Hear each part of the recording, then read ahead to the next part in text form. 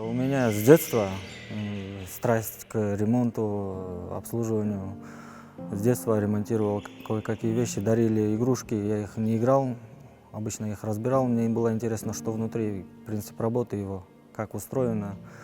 И дальше все это развивалось и перешло к тому, что я уже выбрал специальность техника. У меня отец всегда хотел, чтобы я стал военным. Ежедневная кропотливая работа заключается в постоянном поддержании и исправности боевой техники. Это техника, которая стоит на боевом дежурстве, она должна быть всегда постоянно обслужена, отремонтирована, постоянно должна быть в боевой готовности. На полигоне Эдельвейс вертолет должен был уже вылететь, отработать свою программу согласно учению.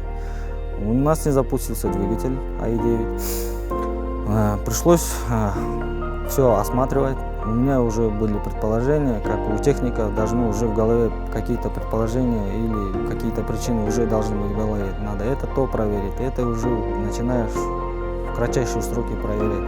Но не забывая о том, что все, где снял, надо обратно все поставить на месте и 2-3 раза проверить, чтобы вылетел, все должно быть исправно. Курьезный момент, то, что это все делается ускоренно, кратчайшие сроки, чтобы не взорвать учение. Сказать, мы все делаем одно дело. Летчики летают, техники делают. Мы для этого учились, летчики учились для того, чтобы летать, мы учились для того, чтобы делать. Например, мне удовольствие приносит неисправную технику приводить в исправность.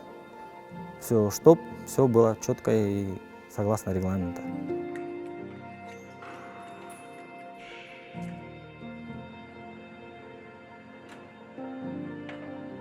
Например, в боевых условиях техник просто выпускает вертолет исправный, а летчик идет выполнять боевые задачи. Он рискует гораздо больше, чем техник. Единый организм друг без друга существовать не может. Пока летчик летает, нам это приносит удовольствие. Улетел, прилетел, это уже большая радость. Я обожаю свою профессию, я живу.